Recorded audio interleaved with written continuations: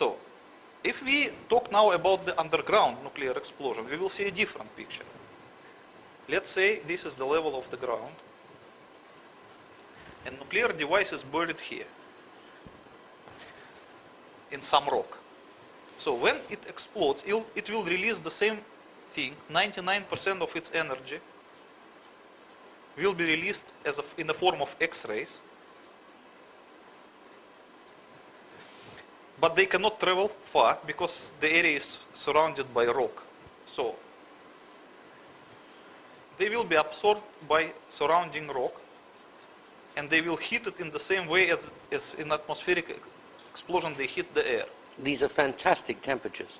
Yes, yes. So the rock immediately will be transformed into plasmatic condition. First it will be evaporated, but the temperature will be much higher than enough to evaporate, so it will also transform it into plasmatic condition. So the overheated rock will lose atomic structure, and it will no longer be material, it will be just a plasma. So eventually it will set like volcanic glass. It will no longer be a rock. But for the meantime, it will be in the form of plasma. So what will happen next? First of all, we have to understand that there will be no air blast wave and no thermal radiation in underground condition, because there is no air.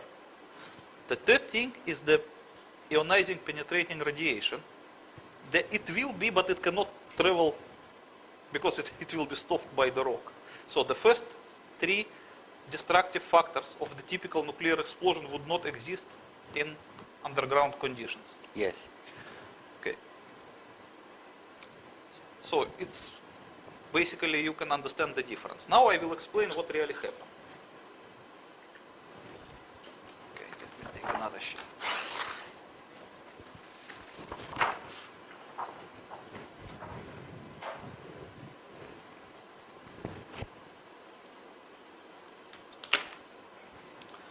Okay, now we forgot about atmospheric nuclear explosion.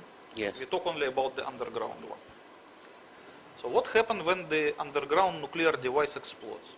First of all, it will create a cavity around itself. Yes. And the cavity will be filled with evaporated rock. So that's a hole with a vapor which was rock inside. Yes. Let's say this is the former zero box, the former position of the nuclear device underground. And how far underground would that be? It depends. But in the case of the World Trade Center? Okay, I will explain it. Let me explain the mechanic first, and then okay, let's say that you can calculate the amount of the rock that could be evaporated by the nuclear explosion. So 1 kiloton of nuclear explosion can evaporate about 70 tons of dry granite rock.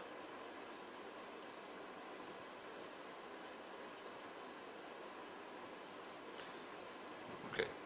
So in case of the World Trade Center, they use 150 kiloton nuclear device, which is big enough. How do you know that?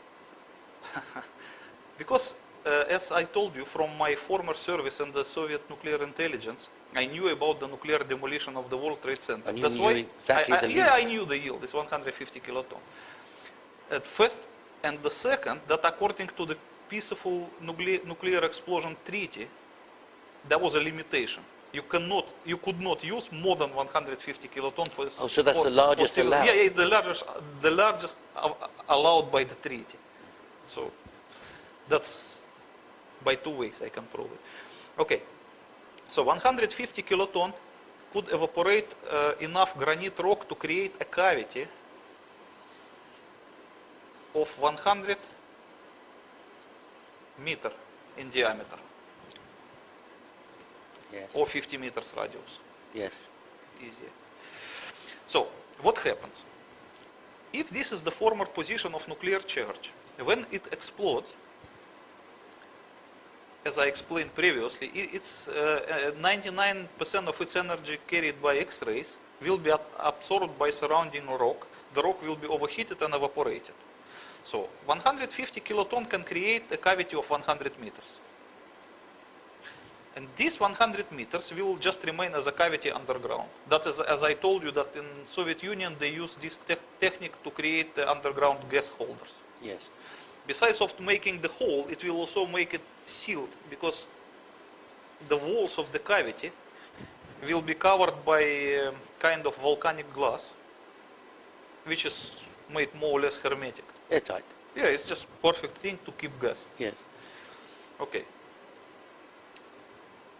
But it should be understood two things. What at first moment there will be a primary cavity that will result from disappearance of evaporated rock. But it will not be empty. It will be filled with the gases, the former rock now in gaseous material. Yes.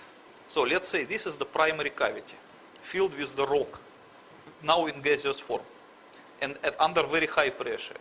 So this high pressure of the rock will tend to expand the cavity to every direction, just by the pressure. And eventually it will succeed to expanding the cavity to its secondary size. So this is the primary size of the cavity, and this is the secondary one. Yes. So while this primary size of the cavity resulted exclusively from disappearance of the rock, this is created, the secondary size is created by the pressure of the gases. That's why this one, the secondary cavity, is created at the expense of the neighboring area of the rock. Okay? That is why the neighboring area of the rock become here very tightly compressed.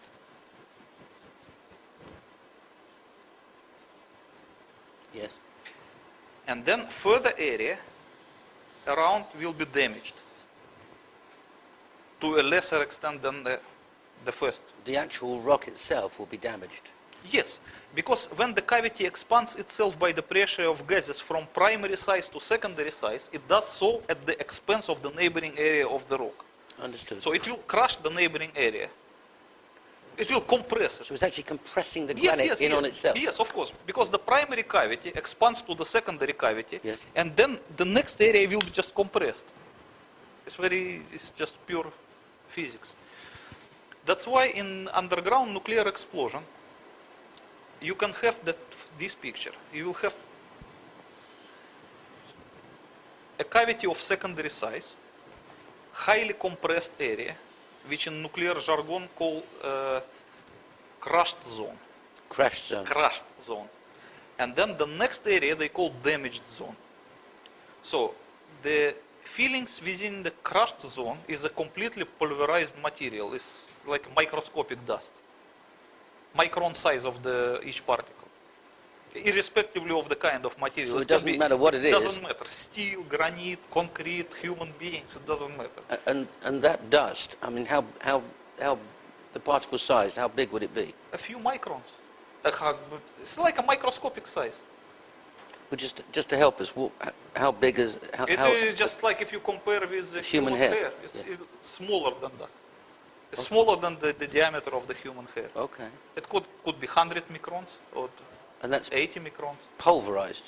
Yes, that is the feeling of the crushed zone, is a completely pulverized material. Okay. And then in the damaged zone, it is just like a disintegrated rock. It can be broken into any small piece, but not microscopic, just like a debris. Yes. And then the area around will be relatively undamaged. So the resulting picture of the underground nuclear explosion is this. Since these parts do not reach the Earth's surface, no penetrating radiation can go around. But it's still there. Yeah, but it will be absorbed by the area of the rock.